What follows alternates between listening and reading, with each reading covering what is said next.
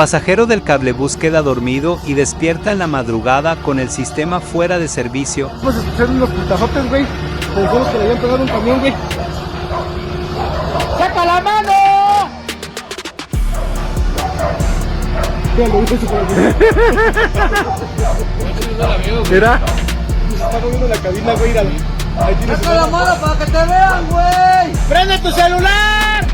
¿Y tú también te quedas dormido pisteando? ¡Me amarraron como puerco!